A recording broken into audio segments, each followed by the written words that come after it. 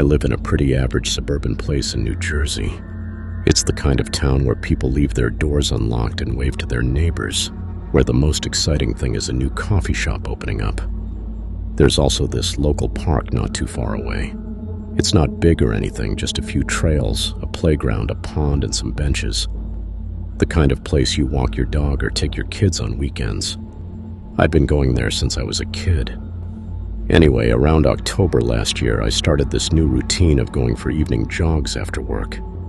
I didn't have time in the mornings, and I liked the peace and quiet that came with running around dusk. The park was always empty at that time, and the cool air plus the fallen leaves made it feel almost therapeutic.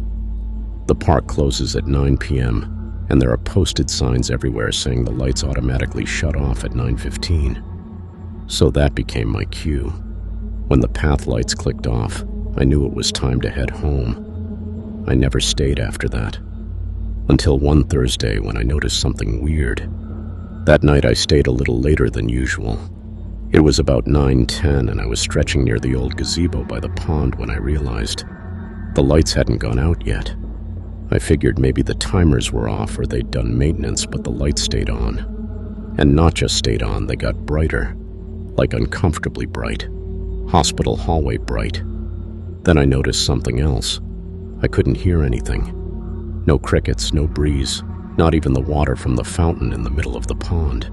It was like the park had been vacuum sealed. I brushed it off and started walking back toward the parking lot when I saw a figure standing on the path.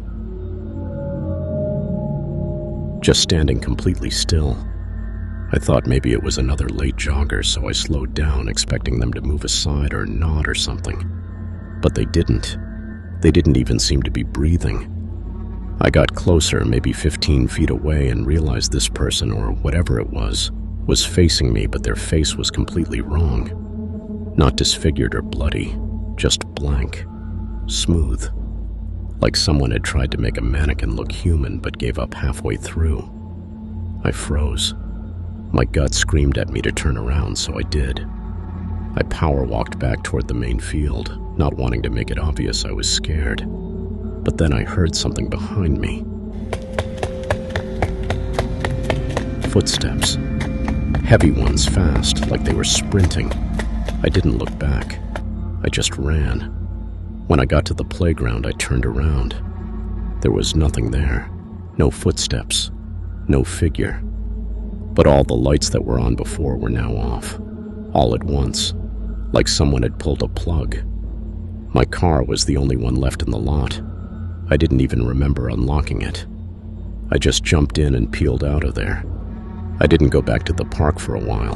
When I finally did, I ran into a groundskeeper cleaning up trash. I asked him casually if the park lights had been acting weird lately. He gave me this long look and then said, "You shouldn't be here after 9, not anymore." When I asked why, he just said, "You ever notice how this park's shaped like a circle?" I nodded. That's so it can trap things. Circles trap things. I've never jogged there again.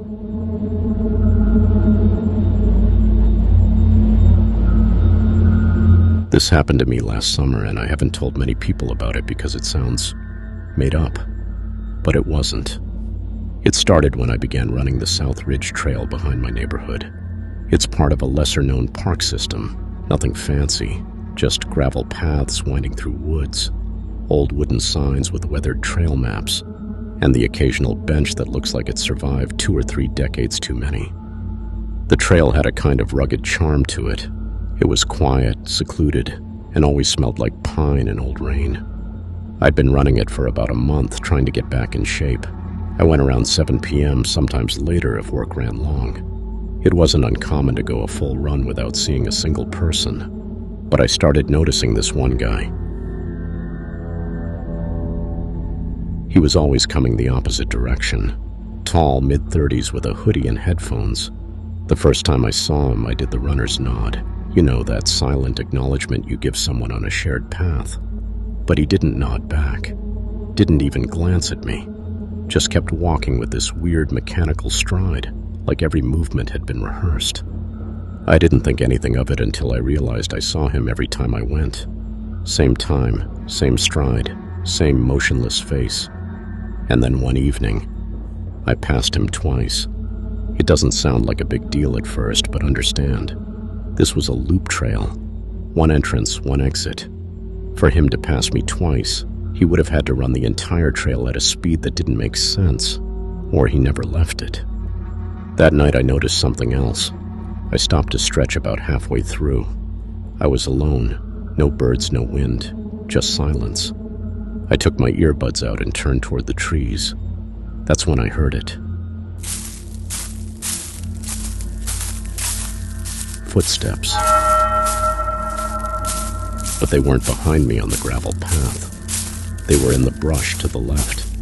Soft, like someone walking barefoot through dry leaves. I froze and listened. They stopped when I turned my head. Dead silence again.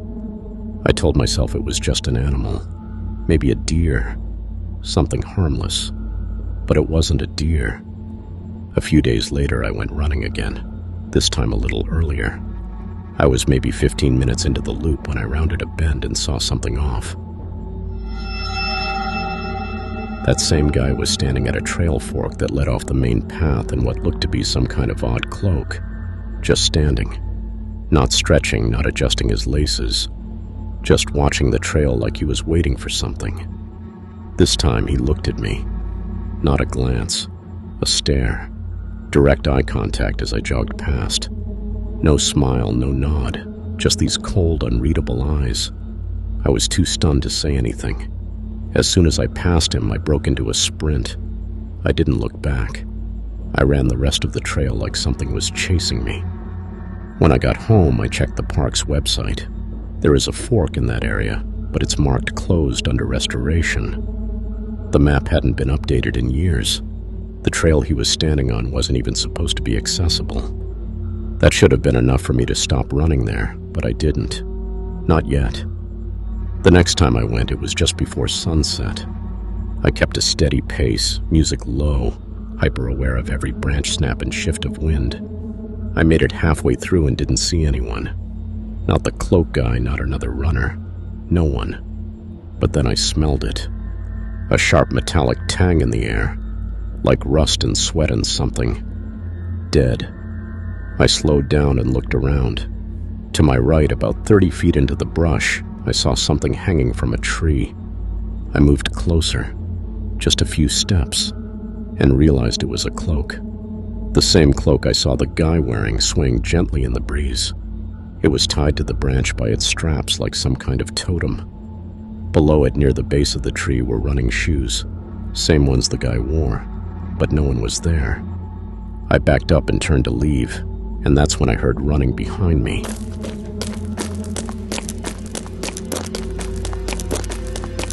Fast, uneven footsteps pounding against the gravel. I didn't look, I just ran. My lungs burned, legs screamed, but I didn't stop until I was out of the trees and back at my car. I never went back after that. I reported what I saw. The ranger I spoke with didn't seem surprised. He just asked me to show him where I saw the shirt and said, "We get strange people back here sometimes. Best not to run alone." That was it. About a week later, I saw a post in the local community Facebook group. A woman who runs the same trail said she'd been followed by someone, tall, mid-30s, wearing a cloak. He didn't run, just kept walking behind her, never speaking, always keeping the same distance. The comments were filled with similar stories. One guy said he saw the same person standing on his driveway 2 nights after he ran the trail. Another woman claimed she found a pair of running shoes tied to her porch railing the night after reporting him. Police looked into it, never found him, but every once in a while I still check the trail camera forums for our area. And sometimes, just sometimes, someone posts a blurry image of a tall man in black, just barely visible through the trees, standing, waiting.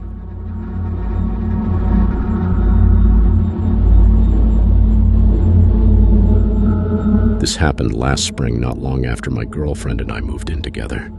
We were still in that honeymoon phase where everything felt fresh and exciting, and we'd go out of our way to plan cute little dates, even for simple stuff. One Saturday, we decided to pack a lunch and head to this nature park about 30 minutes from our apartment.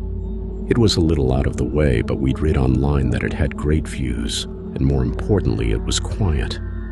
The park wasn't anything special, just a couple of trails, some open grass fields, and a handful of old wooden picnic tables scattered near the tree line. When we got there, it was mostly empty. A few people walking their dogs, a guy flying a drone near the parking lot, but no one really close by. We picked a table near the edge of the woods. It was shaded, a little tucked away from the main path, and honestly kind of perfect. At first it was just nice, breezy, peaceful, birds chirping in the background. We unpacked sandwiches, chips, drinks, and just enjoyed the fresh air. We were laughing, joking around. Nothing out of the ordinary. Then we noticed something weird. There was this car parked across the grass field, maybe 60 yards away. Nothing sketchy about the car itself, but it had been sitting there the entire time we were eating, and no one ever got out. At first, we figured someone was on a call or just killing time, but about 45 minutes passed and it hadn't moved. No door opened, no window rolled down, just sitting there, engine off, no motion. What really got under my skin was that it was facing directly toward our picnic table. Like whoever was inside, if anyone was, would have had a perfect line of sight on us the whole time.